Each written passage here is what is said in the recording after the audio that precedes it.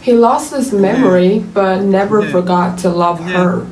A newlywed couple was on their way home when tragedy struck. A devastating car accident. At the scene, the Korean husband, covered in blood, refused medical attention. He didn't beg the doctors to save him. Instead, with desperation in his voice, he pleaded for them to save his Chinese wife. 你是我的爱人，是吧？ His body shook from the agony. His only instinct was to hold on to her, to keep calling her name as if his voice alone could anchor her to this world. Doctors rushed to help, urging him to get treated, but he stubbornly refused. "I'm fine," he insisted, never leaving her aside. But something wasn't right. The doctor noticed his speech was starting to break apart, his words becoming scattered.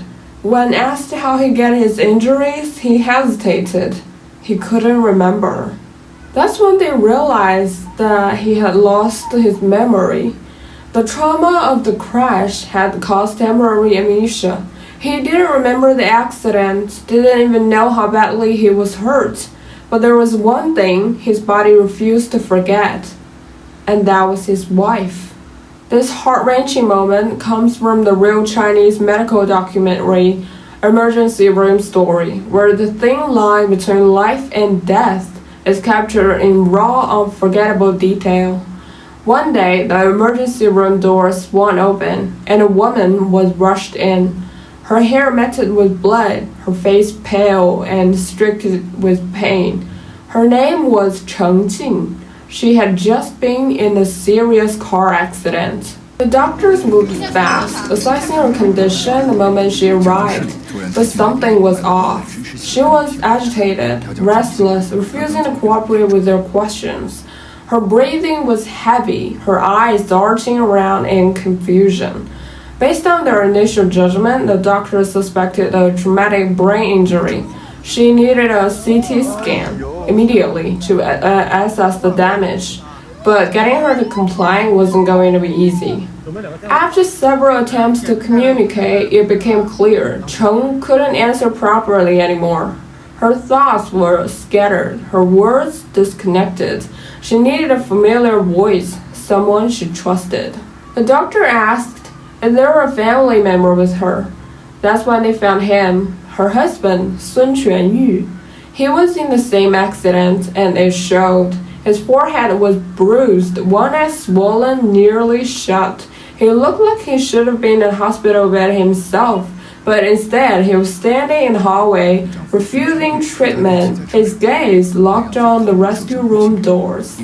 He didn't care about his injuries, he wasn't thinking about the pain, he only wanted to know if his wife was okay. But the truth was, his mind was barely holding on. The accident had rattled his brain so badly that his memory was fractured. Everything after that sharp pain in his head was a blur. He couldn't recall the crash, he couldn't remember how he got hurt, he couldn't even remember what he had done for his wife since arriving at the hospital. Yet somehow his body knew exactly what to do. Through sheer instinct, Sun had followed his wife here, stayed by her side, and refused to leave, even when his own consciousness was sleeping. When the doctor questioned him about the accident, about where his wife had been hit, he hesitated. His mind was a blank slate. He had fallen too. He remembered nothing. Realizing his condition, the doctor knew they need to act fast. They explained the situation to Sun and handed over a list of tests his wife needed. "She's agitated," the doctor told him. "She needs you to be with her. Talk to her." Following the doctor's instructions, Sun did the only thing he could. He called out to his wife over and over again, using every bit of Chinese he knew, and scrambled for words, for anything to keep her conscious. He forced a smile even though fear was clawing at his chest. He was terrified that if she closed her eyes, she might never open them again. They had only just begun their life together, just married, just starting to dream about the future. And now suddenly they're fighting to stay alive. Sun wasn't even from here. He had come to Shanghai as an international student, struggling through Chinese classes, building a life in a foreign land. That was how he met Cheng Jing. Bit by bit, encounter after encounter, they fell for each other, slowly, naturally, until one day they were no longer just two people meeting by chance. They were partners, husband and wife. The medical team worked quickly, running tests and scans, and then news that made the room feel unbearably heavy. Cheng had suffered a severe traumatic brain injury. Her brain was already losing control over her body, and signs of internal bleeding had begun. She was teetering on the edge. Sun wasn't doing much better. His body was covered in wounds. His head had taken a heavy hit, and his swollen eye was nearly sealed shut. And yet, none of it seemed to register. He only cared about her.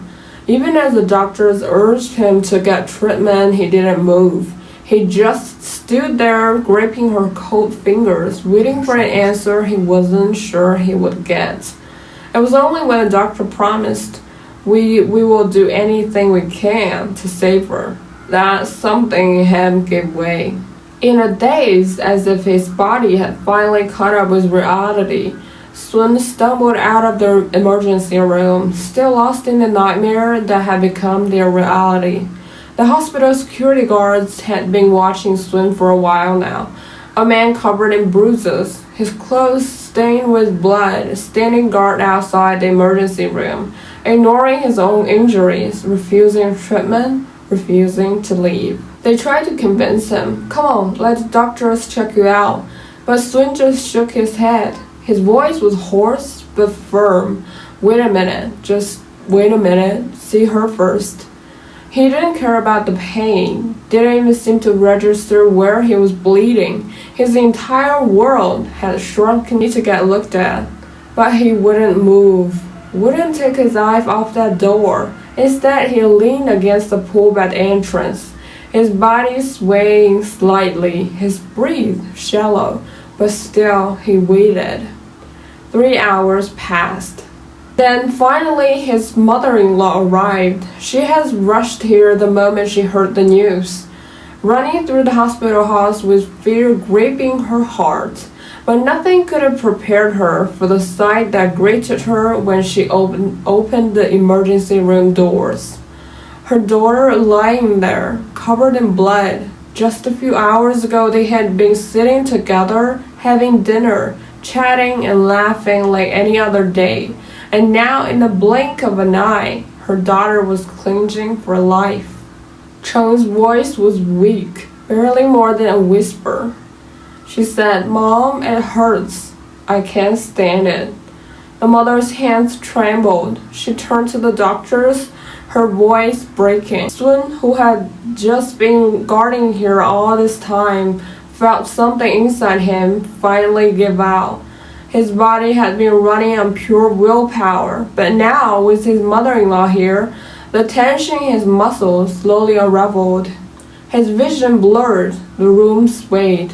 Even as he lost his balance, even as the dizziness took over, he instinctively tried to collapse toward the emergency room doors, as if even in unconsciousness, he couldn't leave his wife's side.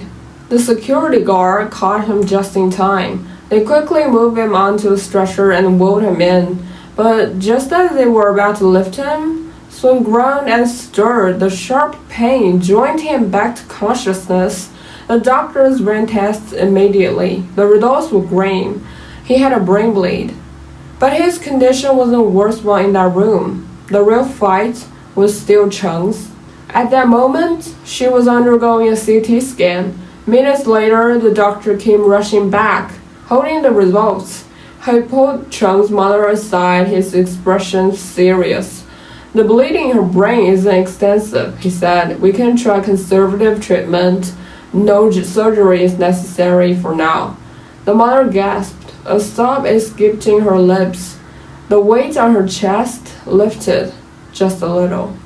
And then the atmosphere in the emergency room shifted in an instant. Chongjin's body suddenly convulsed, her back arching off the hospital bed as a violent cough tore through her, and then blood. Dark red stained her lips, spilling onto the white sheets. She's vomiting blood. The doctors immediately rushed to her side. Her condition was deteriorating fast. The previous scan hasn't shown anything life-threatening, but something was clearly wrong. Get her to CT again, now, the lead doctor ordered. The wheels of the gurney squeaked against the hospital floor as they pushed her out in a rush. In the hallway of the hospital, husband and wife passed each other. Sun, lying on the hospital bed in another part of the corridor, was barely conscious. His vision was blurry, his body unbearably heavy, and the pounding pain in his head made it hard to think. But even though the fog, his instincts screamed at him. She is here. His fingers twitched, his breath hitched. It forced his body to move, fighting through the pain, bracing himself up on his elbow. With one eye swollen shut, he struggled to focus, but he could just make out the shape of a gurney being pushed past him. Chengjing! She had just been taken for a scan. Why was she going again? What had happened? A deep sense of unease crawled up his spine. He wanted to call out to her, to reach for her, to do something, anything, but his body wouldn't cooperate. His lips trembled as he tried to speak, but the only sound that escaped was a hoarse whisper. Chengjing. He called her name, but she didn't hear him. She was already gone, disappearing behind the doors of the CT room. During the examination, Cheng's mother never let go of her daughter's hand. Her wrinkled fingers trembled as they clung to Cheng's cold, blood-stained skin, her tears falling silently onto the hospital bed. She had never seen so much blood in her life, and it was her own daughter's.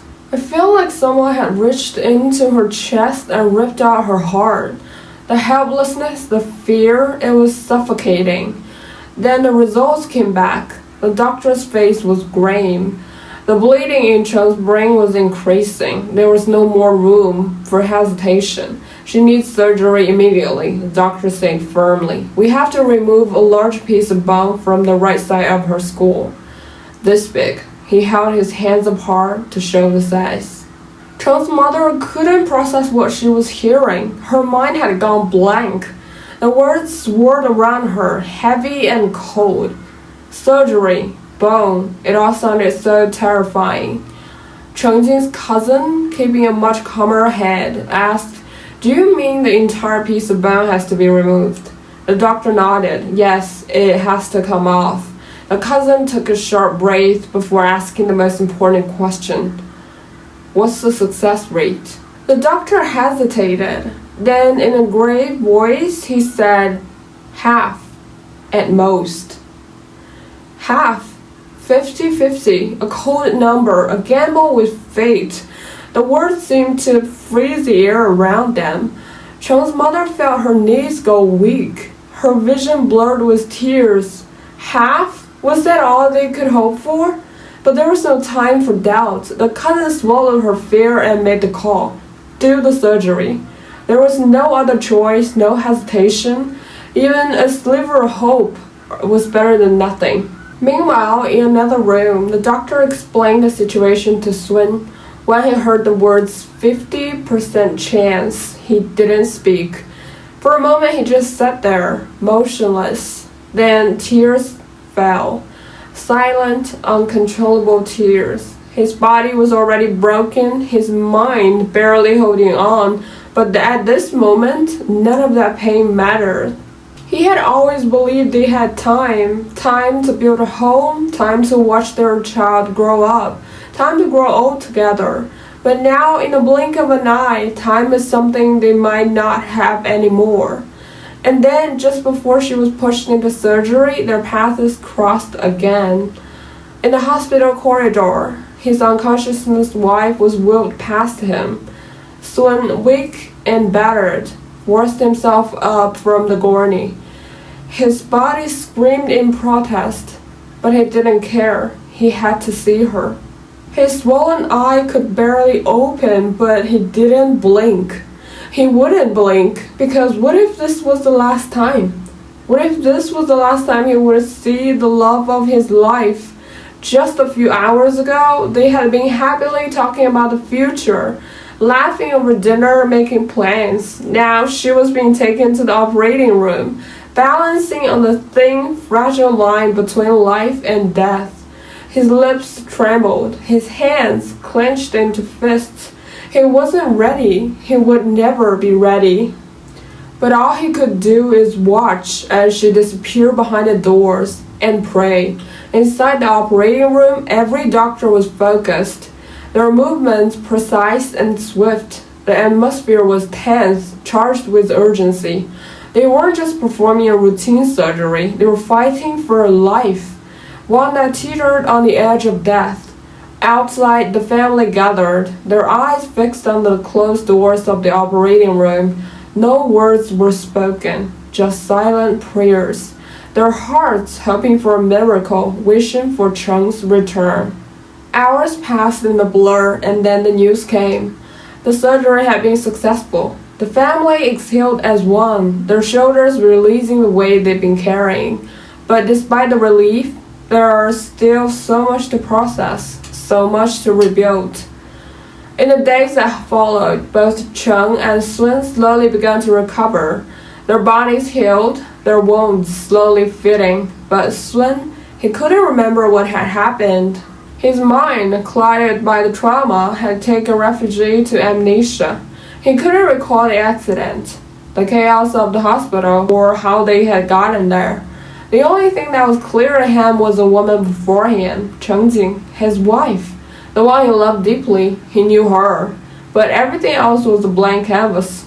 It was a strange feeling, one that seemed like it belonged in a movie or a TV drama. But for them, it was real, an instinctive love that didn't need memories to survive. Their connection was built on something far deeper, something stronger than the fragments of forgotten moments. In the end, this story, which had unfolded behind the walls of an emergency room, became one of the most unforgettable stories of survival. It wasn't just about the surgery or the medical intervention. It was about the love that fought to keep them alive, the love that made them push through the pain, the fear, and the unknown.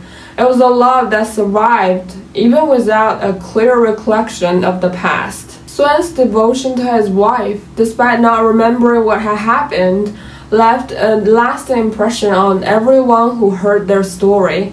His protective instinct, his unwavering love, reminded all who watched that love is instinctive.